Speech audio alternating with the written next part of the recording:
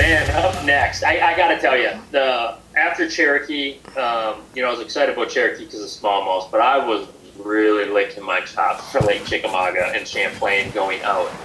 Like you, I know you're a new transplant there and just got in, this last year, basically. You've been living there about a year, Chickamauga? Right. Yep, 2 years now. Yep. Yep, okay. I had moved there about 3-4 years ago. Bree and I moved to Lake Chickamauga. We wanted out of Minnesota for a little while. I knew that this was going to be my career, and I knew I had to understand the Tennessee River if I was going to be a player in this sport for a long time. So we actually moved to Chickamauga. It's very close to Guntersville, as you know. You got a lot of good spotted bass fisheries down there, and Chattanooga is an awesome place.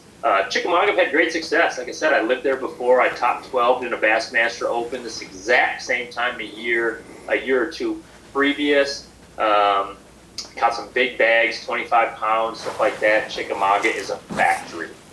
Chock full, and I think you and I were both very excited going into Chickamauga. I don't want to say I was overconfident, but I was confident. I was very confident going in.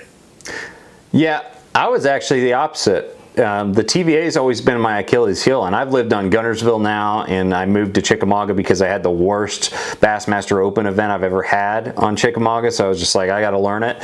And so my confidence level is generally pretty good, but on Chickamauga and TVA lakes, I sometimes struggle a little bit and worry about those events a little bit. And what happened at Chickamauga this time, and I really thought going into this event after practice that I was going to do really, really well. The fish ended up hitting the beds real hard. It's that perfect time period. A huge wave of fish that moved up to spawn, and I had found a pattern throwing a wacky rig again. That's something that's very common during the spring, throwing a wacky rig around stumps. And I was kind of in that mid-lake Chester Frost area of the lake.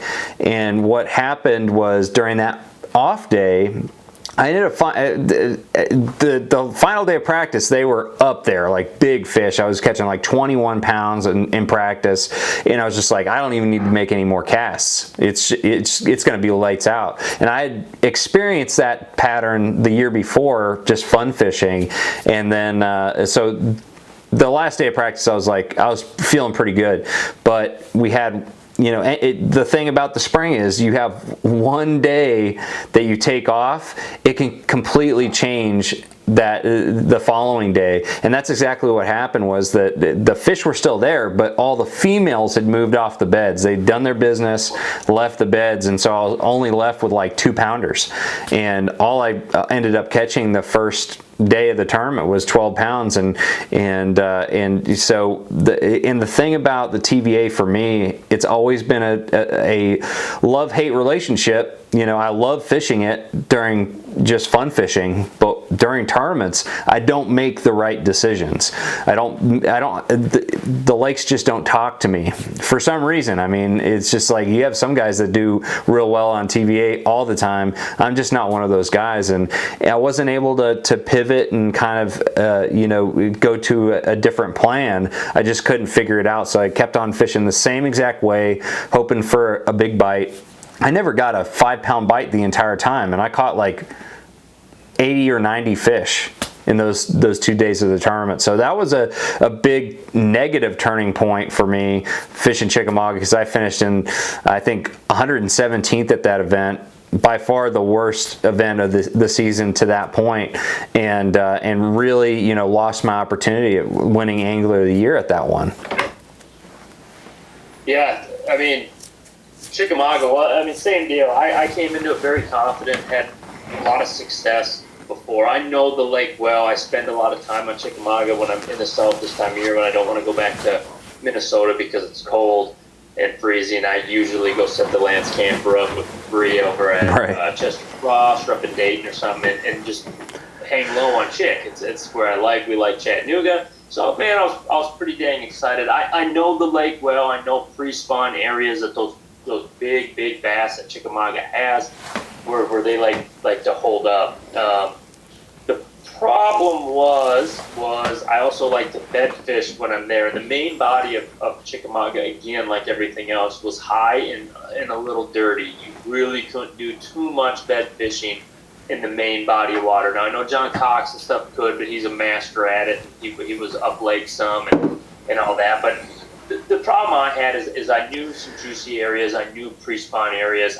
I idle them. I didn't fish them much in practice. There was even a little bit of an offshore bite for guys. Like, we were hitting it almost post-spawn, spawn to post-spawn. Right. And it was an equalizer that those fish were shallow. A lot of guys, like you said, could just go hit the bank and throw a wacky Cinco around, and all of a sudden they have an 8-pounder on. Me, I fished some really juicy stuff that I've caught a lot of really big bass off of that same time of year, and I had nothing to show for it at like 10:30 and 11 o'clock. Ended up running to the bank. Now, same kind of areas you're talking about, Chester Frost, just different bass, throwing around a wacky Cinco, and I picked up a limit. It was not a good limit at all. Had my limit. I ran back out, tried to force that offshore bite or that pre-spawn, those staging areas, those points in the creek, stuff like that. Nothing to show for it. Next day, knew I needed to have a big day. Went out there, and again, man, at like 12, they weren't there. They were gone. I fished history instead of what was in front of me. For having such a good season going and making all the right choices at Chickamauga, I made all the wrong ones. And that can be said. You know, sometimes you go, it's sometimes hard. You know, Chickamauga's definitely not a home lake for me. I know it, but I only lived there for like a year and a half. But at the same time, was fishing everywhere else in the country, not there. Right. So it wasn't really a home lake for me. But at the same time, when you go into one of these venues with preconceived notions, I think that's a good way to get a kick in the butt quick. And I did. Like you, I had 2 very small limits, around 10 pounds both days, and threw up my worst finish of the year at 138. Oof. 138. Definitely left with my tail between my legs on that one, my head down. Not the way I wanted things to go. But still, was sitting thick of it in the points. I think I fell from my 10th to 19th in the points, something like that. The guys that were catching them all year kind of had a good range, and Chickamauga kind of flopped. A lot of guys like me and you kind of stumbled in Chickamauga, and guys that hadn't been doing well used it to their advantage and caught them there. So in the end, Chickamauga, not a lake I think either one, not a venue or a tournament either one of us really want to get into too much further. Man, what could have been if we could have made it happen at Chick. Yeah, that was I think we both just made poor decisions in the moment and just kind of fished too much history, and that sometimes happens. So Chickamauga was kind of a wash for us.